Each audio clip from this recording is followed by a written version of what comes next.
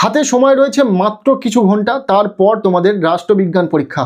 Class 12 বা 4th semester রাষ্ট্রবিজ্ঞান পরীক্ষার ঠিক আগের মুহূর্তে তোমাদের জন্য নিয়ে চলে এলাম রাষ্ট্রবিজ্ঞান বিষয়ের ফুল অ্যান্ড ফাইনাল সাজেশন। এই ভিডিওতে আমরা প্রতিটা প্রশ্ন দেখে নেব, 2 মার্কের জন্য কোন প্রশ্নগুলো পড়বে, 4 মার্কের বড় প্রশ্নের জন্য ঠিক কোন প্রশ্নগুলো পড়তে হবে, পাশাপাশি 6 নম্বরের জন্য এমন কিছু গুরুত্বপূর্ণ প্রশ্ন বলে দেব যে প্রশ্নগুলো তোমার পড়া থাকলে তোমরা 100% পরীক্ষাতে সমস্ত প্রশ্নই কমন পাবে।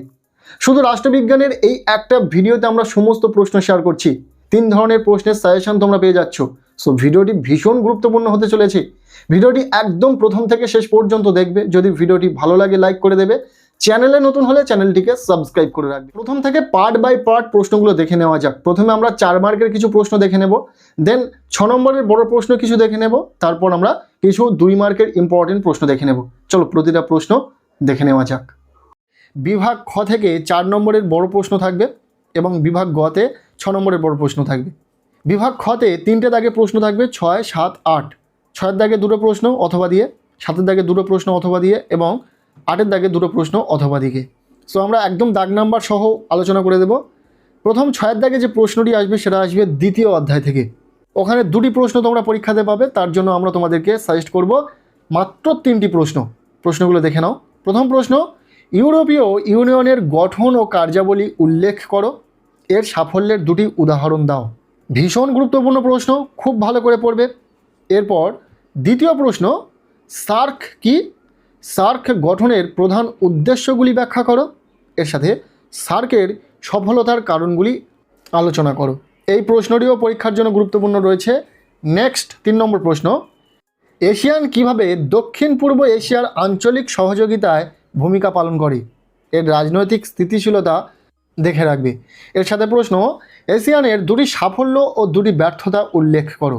ব্যাস, এই 3টে প্রশ্ন তোমরা খুব ভালো করে পড়ো। পরীক্ষাতে 2টো প্রশ্ন থাকবে, একটা প্রশ্নের উত্তর তোমাদেরকে লিখতে হবে। এর থেকে কম প্রশ্ন কি বলা যায়? আমার মনে হয় তো এর থেকে কম প্রশ্ন বলা অসম্ভব।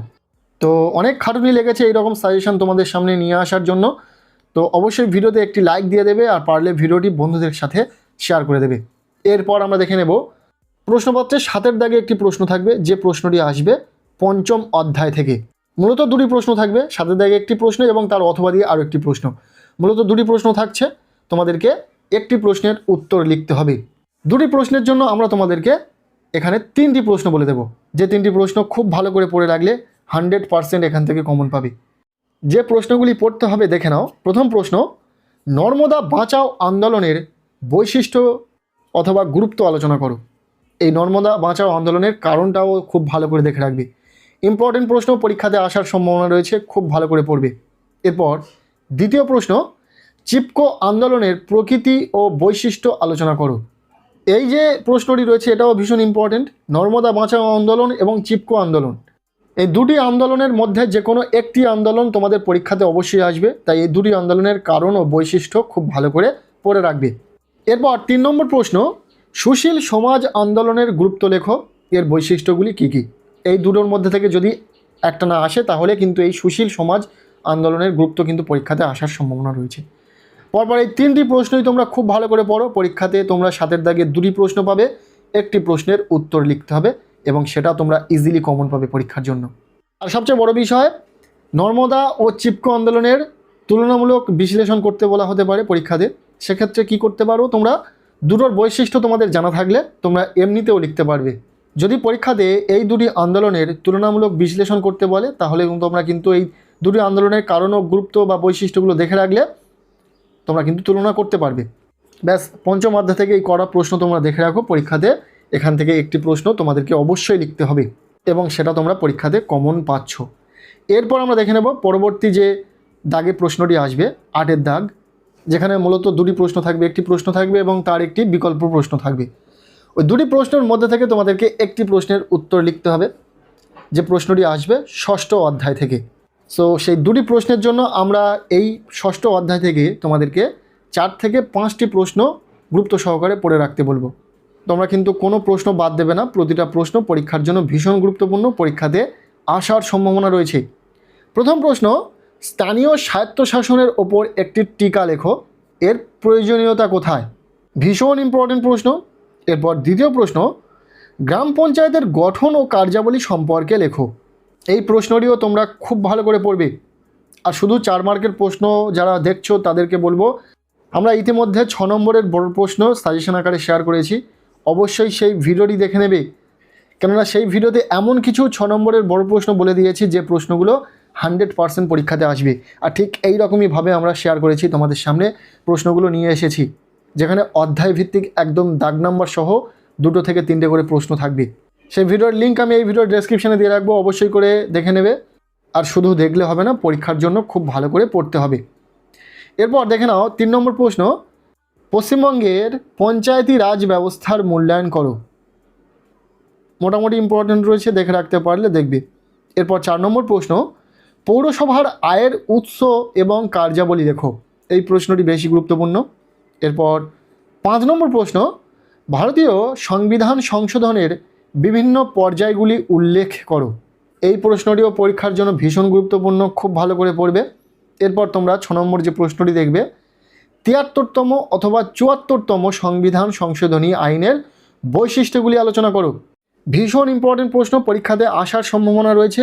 আর বিশেষ করে 73তম সংবিধান সংশোধনী আইনের বৈশিষ্ট্যগুলি আলোচনা করো। এই প্রশ্নটি বেশি গুরুত্বপূর্ণ রয়েছে, খুব ভালো করে দেখবে। পাশাপাশি 74তম সংবিধান সংশোধনী আইনের যে বৈশিষ্ট্য সেটাও দেখে রাখবে।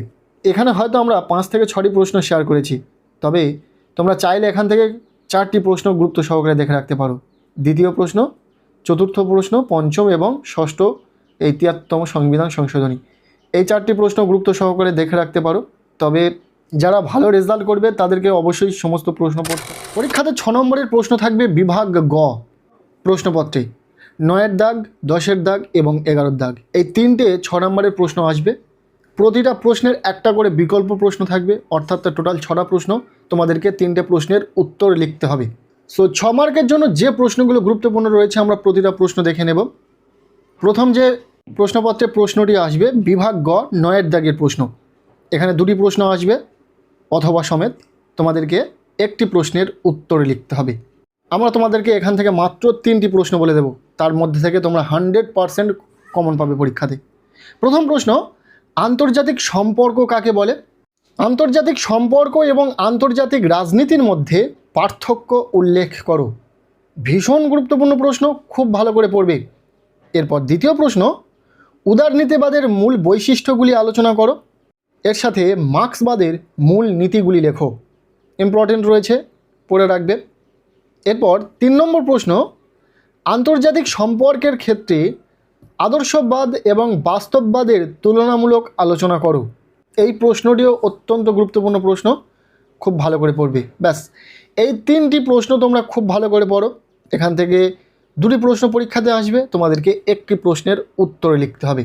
সেটাও আমরা দাগ নাম্বার বলে দিচ্ছি, তোমাদের পরীক্ষার প্রশ্নপত্রের 9-এর দাগের প্রশ্নটি। এই 3টি প্রশ্নই তোমরা পড়বে, এছাড়াও বেশি প্রশ্ন পড়ার দরকার হবে না। এরপর আমরা চলে যাব পরবর্তী যে প্রশ্নটি প্রশ্নপত্রে থাকবে, বিভাগ গ প্রশ্নপত্রের 10 নম্বর প্রশ্ন। এখানে 2টি প্রশ্ন থাকবে অথবা দিয়ে, তোমাদেরকে একটি প্রশ্নের উত্তর লিখতে হবে। এর জন্য কটা প্রশ্ন বলে দেব? মাত্র 4টি প্রশ্ন বলে দেব, যার মধ্যে থেকে 2টি প্রশ্ন আসবে, একটি প্রশ্ন তোমাদেরকে লিখতে হবে পরীক্ষাতে। 6 নম্বরের বড় প্রশ্নের জন্য যে প্রশ্নগুলো গুরুত্বপূর্ণ রয়েছে এখান থেকে দেখে নাও। প্রথম প্রশ্ন, বিশ্বায়ন কিভাবে বিশ্বের অর্থনৈতিক ও সাংস্কৃতিক ক্ষেত্রকে প্রভাবিত করেছে তা মূল্যায়ন করো। ভীষণ ইম্পর্টেন্ট প্রশ্ন, খুব ভালো করে পড়বে। এরপর দ্বিতীয় প্রশ্ন, বিশ্বায়নের প্রকৃতি আলোচনা করো। বিশ্বায়নের পক্ষে ও বিপক্ষে যুক্তিগুলি লেখো। বিশ্বায়ন নিয়ে একটি প্রশ্ন তোমার অবশ্যই পরীক্ষাতে থাকবে, কাজেই যে প্রশ্নগুলো বিশ্বায়ন নিয়ে আমরা রেখেছি এই সাজেশন ভিডিওতে প্রতিটা প্রশ্ন পড়ে নেবে। এরপর 3 নম্বর প্রশ্ন, বিশ্বায়নের সংজ্ঞা দাও।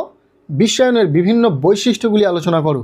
ব্যাস, বিশ্বায়ন থেকে 3টি প্রশ্ন খুব ভালো করে পড়বে। আর পারলে আরেকটি প্রশ্ন দেখে রাখবে, ভারতের উপর বিশ্বায়নের অর্থনৈতিক প্রভাব আলোচনা করো। এটা তেমন গুরুত্বপূর্ণ না থাকলেও পরীক্ষাতে আসতে পারে, তাই পরপর এই 4টি প্রশ্ন তোমাদেরকে বলে দিলাম। তোমাদের পরীক্ষার প্রশ্নপত্রে 10 নম্বর প্রশ্নটি তোমার 100% কমন থাকবে। আমরা 200% শিওর যে এখান থেকেই তোমাদের সমস্ত প্রশ্ন কমন পাবে। আর শুধু তাই নয়, আমরা ইতিমধ্যে রাষ্ট্রবিজ্ঞান বিষয়ে 4 মার্কের জন্য কোন প্রশ্নগুলো গুরুত্বপূর্ণ রয়েছে, কোন প্রশ্নগুলো পড়া থাকলে তোমরা পরীক্ষাতে অবশ্যই করে প্রশ্ন কমন পাবে, সে বিষয়েও সাজেশন দিয়েছি। কাজেই সেই ভিডিওটি অবশ্যই দেখে নেবে। এই 6 মার্কের প্রশ্নের সাজেশন দেখার পর অবশ্যই 4 মার্কের প্রশ্নের সাজেশন ভিডিওটি দেখে নেবে। সেখানে আমরা 4 মার্কের জন্য যে প্রশ্নগুলো সাজেস্ট করেছি সেই প্রতিটা প্রশ্ন খুব ভালো করে পড়ে নেবে, তাহলে পরীক্ষা নিয়ে আর কোনো চিন্তা করতে হবে না রাষ্ট্রবিজ্ঞান বিষয়ে। কেননা আমরা যে সাজেশন শেয়ার করছি এখান থেকেই 100% কমন পাবে। পরীক্ষা দিয়ে এসে তোমরা অবশ্যই কমেন্ট সেকশানে জানিয়ে যাবে যে তোমাদের পরীক্ষা কেমন হলো। এতটাই আমরা শিওর রয়েছি এই প্রশ্নগুলো পরীক্ষাতে আসবেই আসবে। আচ্ছা, এরপর প্রশ্নপত্রে থাকবে বিভাগ গ 11 নম্বর প্রশ্ন। এখানে দুটি প্রশ্ন থাকবে অথবা দিয়ে। তোমরা জানো তোমাদের 4th সেমিস্টার পরীক্ষাতে প্রতিটা প্রশ্নের জন্য একটি করে বিকল্প প্রশ্ন থাকবে 2x সিস্টেমের মাধ্যমে। 4টি প্রশ্ন লিখতে হলে সেখানে কিন্তু 8টি প্রশ্ন পাবে পরীক্ষাতে। এতে তোমাদেরই অনেকাংশে সুবিধা হবে। একটি প্রশ্ন না পারলে তার বিকল্প আরও একটি প্রশ্ন পরীক্ষাতে থাকবে। যাই হোক, পরীক্ষাতে 11 নম্বর দাগে যে প্রশ্নটি থাকবে বা 11 নম্বর যে প্রশ্নটি, সেখানে দুটো প্রশ্ন থাকছে। একটি প্রশ্নের উত্তর লিখতে হবে। আমরা তোমাদেরকে মাত্র 5টি প্রশ্ন গুরুত্ব সহকারে পড়ে রাখতে বলবো। যারা 5টি প্রশ্ন পড়তে পারবে না তাদের জন্য মাত্র 3টি গুরুত্বপূর্ণ প্রশ্ন বলে দেব। দেখে নাও কী কী। প্রথম, ভারতের রাষ্ট্রপতির জরুরি অবস্থা সংক্রান্ত ক্ষমতা সম্পর্কে লেখো, বা ভারতের রাষ্ট্রপতির ক্ষমতা ও পদমর্যাদা লেখো। এই প্রশ্নটি কিন্তু পরীক্ষাতে আসার সম্ভাবনা অনেকাংশে রয়েছে, খুব ভালো করে পড়বে। এরপর রয়েছে দ্বিতীয় প্রশ্ন। দ্বিতীয় প্রশ্নটি হলো প্রধানমন্ত্রীর ক্ষমতা ও কার্যাবলী আলোচনা করো। ভীষণ ইম্পর্টেন্ট, পরীক্ষার জন্য খুব ভালো করে পড়বে। এরপর 3 নম্বর প্রশ্ন, ভারতের সুপ্রিম কোর্টের গঠন ও কার্যাবলী আলোচনা করো। এই প্রশ্নটিও ভীষণ ইম্পর্টেন্ট, খুব ভালো করে পড়বে। এরপর 4 নম্বর প্রশ্ন, ভারতীয় পার্লামেন্টের উভয় কক্ষের মধ্যে সম্পর্ক আলোচনা করো। প্রশ্নটি ঘুরিয়ে আসতে পারে পার্লামেন্টের গুরুত্বপূর্ণ কাজগুলি। খুব ভালো করে এই প্রশ্নটিকে দেখে রাখবে। এরপর শেষ যে প্রশ্নটি রয়েছে, লোকসভার স্পিকারের ক্ষমতা ও কার্যাবলী আলোচনা করো। ব্যাস, এই 5টি প্রশ্ন তোমাদেরকে সাজেস্ট করছি 6 মার্কের বড় প্রশ্নের জন্য। 100% এখান থেকেই তোমাদের প্রশ্ন কমন হয়। পর আমরা দেখে নেব রাষ্ট্রবিজ্ঞান বিষয়ে 2 মার্কের জন্য ঠিক কোন প্রশ্নগুলো গুরুত্বপূর্ণ রয়েছে, কোন প্রশ্নগুলো পড়া থাকলে তোমরা পরীক্ষাতে কমন পাবে। 2 মার্কের জন্য প্রতিটা অধ্যায় থেকে যে গুরুত্বপূর্ণ প্রশ্নগুলো পড়তে হবে বা যে প্রশ্নগুলো পড়া থাকলে তোমরা পরীক্ষাতে কমন পেতে পারো, দেখে নাও। সবার প্রথম দেখে নেব প্রথম অধ্যায় থেকে প্রশ্ন, আন্তর্জাতিক সম্পর্ক, মূল ধারণা এবং রাজনৈতিক তত্ত্ব। এখান থেকে যে গুরুত্বপূর্ণ প্রশ্নগুলি দেখতে হবে দেখে নাও। প্রথম প্রশ্ন, আন্তর্জাতিক সম্পর্কের ক্ষেত্রে ভার্সাই চুক্তির গুরুত্ব কী ছিল? আন্তর্জাতিক সম্পর্কের ক্ষেত্রে জাতিপুঞ্জের গুরুত্ব কী? আন্তর্জাতিক সম্পর্ক আদর্শবাদের ক্ষেত্রে উইড্রো উইলসনের অবদান কী? পরের প্রশ্ন, আদর্শবাদ বলতে কী বোঝো? এরপর 5 নম্বর প্রশ্ন, নয়া বাস্তববাদের 2জন প্রবক্তার নাম লেখো। পরের প্রশ্ন, উদারনীতিবাদের বিরুদ্ধে আলোচিত 2টি সমালোচনা উল্লেখ করো। 2 মার্কের জন্য যে প্রশ্নগুলো দেখছো প্রতিটা প্রশ্ন পরীক্ষার জন্য ভীষণ গুরুত্বপূর্ণ। দেখো 2 মার্কের ক্ষেত্রে একটু প্রশ্ন সংখ্যা বেশি, একটু বেশি সংখ্যায় প্রশ্ন পড়তে হবে, কেননা শর্ট প্রশ্ন। যে কোনো প্রশ্নই পরীক্ষাতে দিতে পারে, যার জন্য একটু বেশি সংখ্যায় প্রশ্ন দেখে রাখতে হবে। তবে যে প্রশ্নগুলো বলে দেবো প্রতিটা প্রশ্ন পড়ে রাখলেই হবে। পরের প্রশ্ন, উদারনীতিবাদের বিরুদ্ধে আলোচিত 2টি সমালোচনা উল্লেখ করো।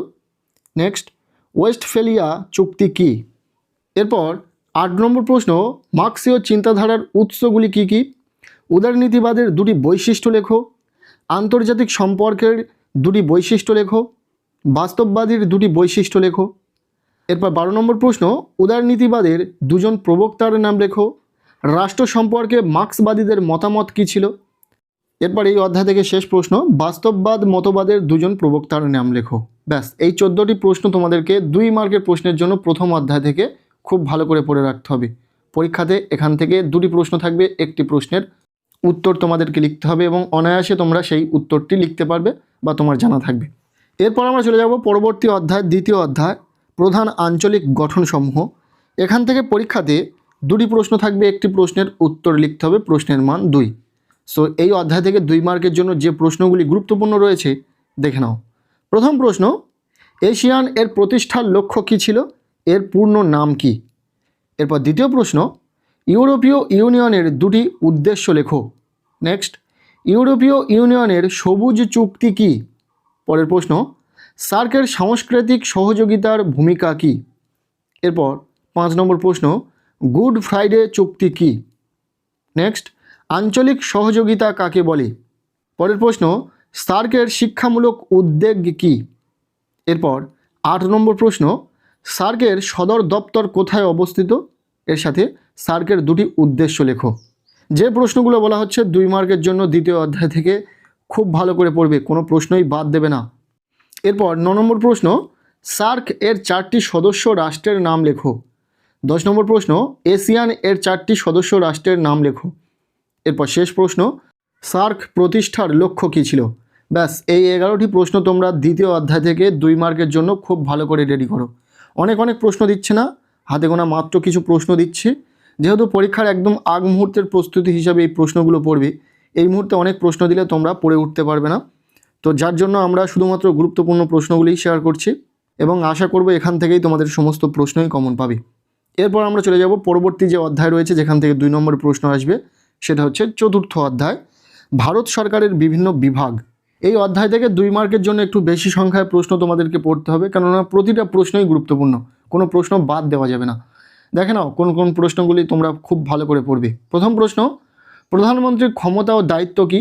রাজ্যপালের স্বেচ্ছাধীন ক্ষমতা বলতে কী বোঝো? ভারত সরকারের প্রধান অঙ্গ কয়টি ও কী কী? ভারতের রাষ্ট্রপতি কত ধরনের জরুরি অবস্থা জারি করতে পারে ও কী কী? আমলাতন্ত্রের দুটি বৈশিষ্ট্য লেখো। পরের প্রশ্ন, জনস্বার্থে মামলা অর্থাৎ PLI কি? এরপর 7 নম্বর প্রশ্ন, অর্থ কমিশনের কাজ কি? নেক্সট, ট্রাইব্যুনাল কি? ভারতের রাষ্ট্রপতির ভূমিকা কি? এরপর 10 নম্বর প্রশ্ন, 0 আওয়ার কি? বন্দি প্রত্যক্ষীকরণ কি? ভেটো ক্ষমতা কি? এর সাথে পকেট ভেটো কি, এটাও দেখে রাখবে। আমলাতন্ত্র বলতে কি বোঝায়? সুপ্রিম কোর্টের বিচারপতিদের কিভাবে অপসারণ করা যায়? ক্যাবিনেট কিভাবে গঠিত হয়? এই প্রতিটা প্রশ্ন কিন্তু ভীষণ গুরুত্বপূর্ণ, কোনো প্রশ্নই বাদ দেবে না, আর খুব ইজি, খুব সহজে তোমরা কিন্তু পড়ে নিতে পারবে। নেক্সট, বিচার বিভাগীয় সক্রিয়তা বলতে কি বোঝো? লোকসভার সদস্য হওয়ার জন্য কি কি যোগ্যতার প্রয়োজন? লোকসভা ও রাজ্যসভার যৌথ অধিবেশনের সভাপতিত্ব কে করেন? পরবর্তী প্রশ্ন, সুপ্রিম কোর্টের মূল এলাকা বলতে কি বোঝায়? ক্রেতা সুরক্ষা আদালতের কাজ কি? নেক্সট, ক্রেতা সুরক্ষা আদালতের কয়টি স্তর রয়েছে ও কী কী? রাজ্যপালের স্বেচ্ছাধীন ক্ষমতা কি? কোনো অঙ্গরাজ্যের রাজ্যপালের ক্ষমতা ও কার্যাবলী কী কী? মুখ্যমন্ত্রীর ক্ষমতা ও কার্যাবলী লেখো। এরপর শেষ প্রশ্ন, ইমপিচমেন্ট পদ্ধতি কি? ব্যাস, 4র্থ অধ্যায় থেকে এই প্রশ্নগুলো কিন্তু তোমাদেরকে পড়তে হবে। প্রতিটা প্রশ্ন ভীষণ গুরুত্বপূর্ণ। যেহেতু তোমাদের নতুন সিলেবাস, তো সেক্ষেত্রে কোন প্রশ্নটি পরীক্ষাতে দিয়ে দেবে সেটা বলা যায় না, যার জন্য গুরুত্বপূর্ণ প্রতিটা প্রশ্নই শেয়ার করতে হলো। এরপর আমরা পরবর্তী যে অধ্যায় দেখব, 5ম অধ্যায়, সাম্প্রতিক ভারতের সুশীল সমাজের আন্দোলন। এই অধ্যায় থেকে পরীক্ষাতে 2টি প্রশ্ন থাকবে 2 মার্কের, যে কোনো একটি প্রশ্নের উত্তর লিখতে হবে। এই অধ্যায় থেকে একদম কম প্রশ্ন বলে দেব, মাত্র 8টি প্রশ্ন বলে দেব, যে প্রশ্নগুলি তোমরা খুব ভালো করে পড়বে। প্রথম প্রশ্ন, সুশীল সমাজ আন্দোলন বলতে কি বোঝো? দ্বিতীয় প্রশ্ন, নর্মদা বাঁচাও আন্দোলনের কারণ ও প্রভাব কী ছিল? এরপর 3 নম্বর প্রশ্ন, চিপকো আন্দোলনের কারণ কি? পরের প্রশ্ন, চিপকো আন্দোলন কবে কোথায় শুরু হয়? এর 2জন নেতার নাম লেখো। নেক্সট, সুশীল সমাজ আন্দোলনের তাত্ত্বিক ভিত্তি কী? পরের প্রশ্ন, নর্মদা বাঁচাও আন্দোলন কবে কার নেতৃত্বে গড়ে ওঠে? এরপর 7 নম্বর প্রশ্ন, গ্রাম পঞ্চায়েতের প্রধান কাজ কী? এরপর 8 নম্বর প্রশ্ন, নাগরিক সমাজ বলতে কি বোঝায়? এর 2টি উদ্দেশ্য লেখো। ব্যাস, এই 8টি প্রশ্ন তোমরা খুব ভালো করে 5ম অধ্যায় থেকে পড়ে রাখো। এ বাদে তোমাদের আর কোনো 2 মার্কের প্রশ্ন পড়তে লাগবে না, এখান থেকেই তোমরা পরীক্ষাতে 2 মার্কের প্রশ্ন কমন পেয়ে যাবে। এরপর শেষ যে অধ্যায় রয়েছে, 6ষ্ঠ অধ্যায়, সাংবিধানিক সংশোধনী ও স্থানীয় স্বায়ত্তশাসন। এই অধ্যায় থেকে পরীক্ষাতে 2 মার্কের 2টি প্রশ্ন থাকবে, একটি প্রশ্নের উত্তর তোমাদেরকে লিখতে হবে। সো যে প্রশ্নগুলো 2 মার্কের জন্য খুব ভালো করে পড়তে হবে দেখে নাও। তার আগে বলি, এই অধ্যায় থেকে মাত্র আমরা 12টি প্রশ্ন দেখে নেব। এমন 12টি প্রশ্ন যে প্রশ্নগুলো তোমাদেরকে পড়তেই হবে, খুব ভালো করে পড়বে। অনেক প্রশ্ন বলবো না, মাত্র 12টি দেখে নাও। প্রথম প্রশ্ন, পঞ্চায়েতি রাজ ব্যবস্থার স্তর কয়টি ও কী কী? দ্বিতীয় প্রশ্ন, গ্রাম পঞ্চায়েতের প্রধান কাজ কী? কতজন সদস্য নিয়ে গ্রাম পঞ্চায়েত গঠিত? এরপর 3 নম্বর প্রশ্ন, 73তম সংবিধান সংশোধনীর মূল উদ্দেশ্য কী ছিল? 4 নম্বর প্রশ্ন, বোরো কমিটি কি? নেক্সট, স্থানীয় স্বায়ত্তশাসন বলতে কি বোঝো? পরের প্রশ্ন, কর্পোরেশনের মেয়রের ভূমিকা কি? এরপর 7 নম্বর প্রশ্ন, পৌরসভা বলতে কি বোঝো, দুটি কাজের উল্লেখ করো। এরপর 8 নম্বর প্রশ্ন, কর্পোরেশনের আয়ের একটি গুরুত্বপূর্ণ অংশ কিভাবে আসে। এরপর 9 নম্বর প্রশ্ন, পঞ্চায়েতের ইচ্ছাধীন কর্তব্য কি। 10 নম্বর প্রশ্ন, গ্রাম পঞ্চায়েত কিভাবে গঠিত হয়, গ্রাম পঞ্চায়েতের আয়ের দুটি উৎস লেখো। এরপর 11 নম্বর প্রশ্ন, ভারতীয় সংবিধানের 74তম সংশোধনীতে কোন নতুন কাঠামো যোগ করা হয়েছে। এরপর শেষ প্রশ্ন, গ্রাম পঞ্চায়েতের একটি স্বেচ্ছাধীন কাজ উল্লেখ করো। ব্যাস, এই 12টি প্রশ্ন তোমরা খুব ভালো করে ষষ্ঠ অধ্যায় থেকে দেখে রাখো 2 মার্কের প্রশ্নের জন্য। এই ছিল 2 মার্কের সাজেশন। প্রথমে আমরা 4 মার্কের প্রশ্ন বলে দিয়েছি, দেন 6 মার্কের প্রশ্ন বলে দিয়েছি, এবং এখন আমরা 2 মার্কের প্রশ্ন শেয়ার করলাম। পরপর 3টি পার্টে আমরা সমস্ত সাজেশনটাই শেয়ার করে দিলাম রাষ্ট্রবিজ্ঞান বিষয়ে। এই ভিডিওতে বলা প্রতিটা প্রশ্ন তুমি খুব ভালো করে পড়ে রাখো, এখান থেকেই তোমার সমস্ত প্রশ্নই পরীক্ষাতে কমন থাকবে। কেমন লাগলো আজকের এই ভিডিওটি অবশ্যই কমেন্ট সেকশনে জানিও। ভিডিওটি ভালো লেগে থাকলে লাইক করে দাও। আমাদের এই চ্যানেলে নতুন হলে চ্যানেলটিকে সাবস্ক্রাইব করে রাখো, আর পারলে ভিডিওটি বন্ধুদের সাথে প্রচুর শেয়ার করে দাও। প্রত্যেকের রাষ্ট্রবিজ্ঞান পরীক্ষা খুব ভালো হোক, সবার জন্য শুভকামনা রইল।